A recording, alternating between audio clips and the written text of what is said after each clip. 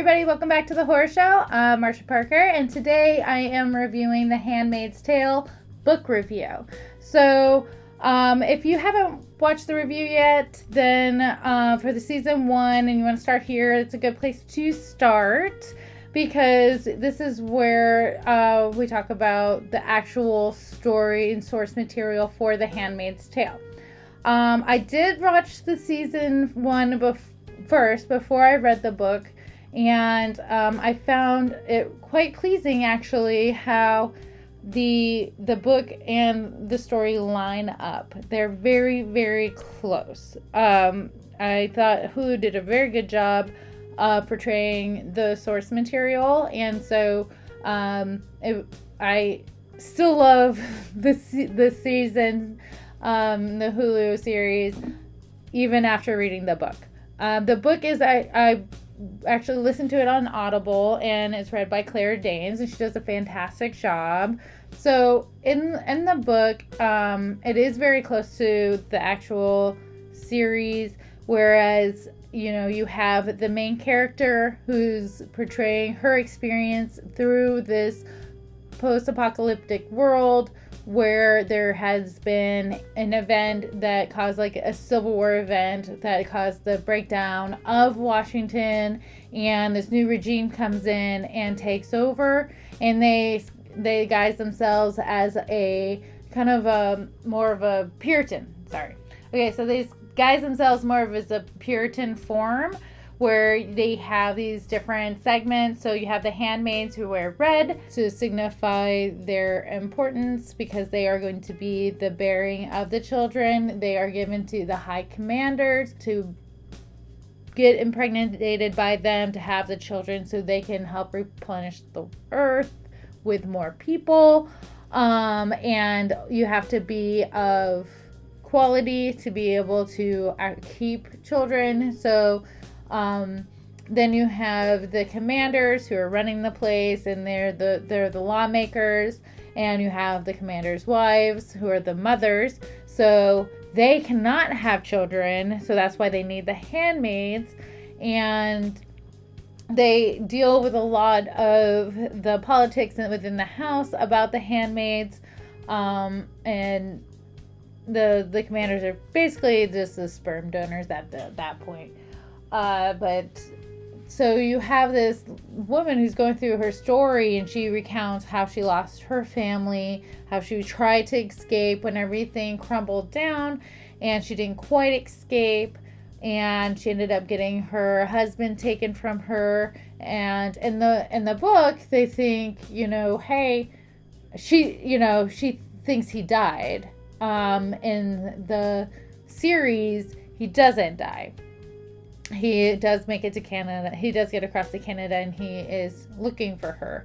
And in the book, she does get her child pulled from her, and she does see evidence of the child later on in the series, but that doesn't parallel back to the book, because in the book she doesn't get the evidence that her daughter is alive. She's just flying blind at this point. She can only hope that she's doing okay. She can only hope that her husband is still alive, but it doesn't fare well for her. And that she does get to experience this with her best friend, who also becomes a handmaid, who runs away a few times, and which is also portrayed in the series. However, in the book, there is a point where she does see her one last time, and she doesn't know what happens to her. In the series, we do see that her story does continue.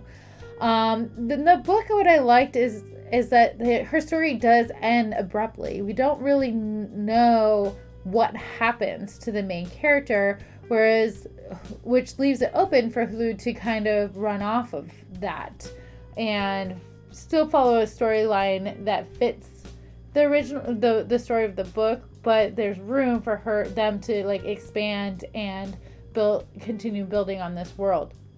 The most interesting thing I found about the book was after the story, because after the story they go into kind of like this seminar about how they found these tapes of this reconstruction of this story that this female was talking about her experience within the regime, and they found it in this old house that was part of the Underground Railroad to get people out of America. And they talked about how they were able to make sure it was authentic, and they went through all these great details, and then they just have this huge discussion about the history of it and the importance and why it was there and what information they got from it and how they could try to decipher who the people that she was referring to were in that time. And they were looking at it as an educational piece, as we do today when we're referring to whether it be the Holocaust or the Trail of Tears or any other part of history where we're trying to learn more of what it was like to live through those times. And I thought it was very fascinating how they incorporated that in the book. And this was written by Mary Atwood in 1984, Germany. So she had a little afterward that talks about where she was. She was in Germany at the time she wrote the book, and she was surrounded by 1980s pre-Berlin Wall fall. So she was fascinated with this idea of writing a book that included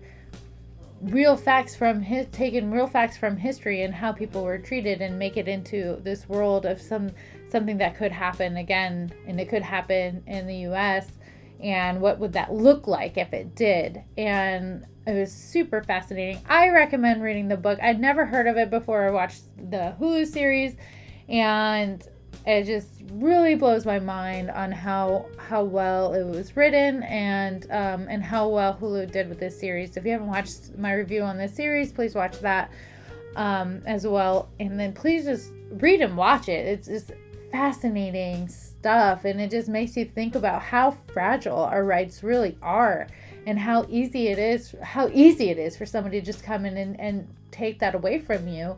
And it could be you as a woman, it could be you as a male, it could be, it doesn't matter what race or color or gender you are. If there's a power out there that has the forces to take us down and create a world where, you can't be who you are, and they just decide, your freedoms are no longer yours. It's really, it's breathtaking and scary, and it just makes you think, like, what would you do in that situation? Would you be able to get out before? Would you be able to immigrate over? Could you be a refugee? Would they take you? Would you be stuck? Would you die? That's another part, like you could be dead in the street. It's very powerful stuff, and I recommend watching it. And it definitely, this dystopian kind of story, it fits any era and it can fit any time, and so it's very timeless, and it's well done that way, because it doesn't matter if it's you're watching it now, reading it now, or 30 years from now or 40 years from now, you'll be able to feel it and actually recognize and connect with it. So definitely check it out. If you have any questions, feel free to put them below. If you want to comment on it, please comment below as well. I really appreciate you taking this journey with me today, and this has been The Horror Show. Marcia Parker, and remember, stay scared.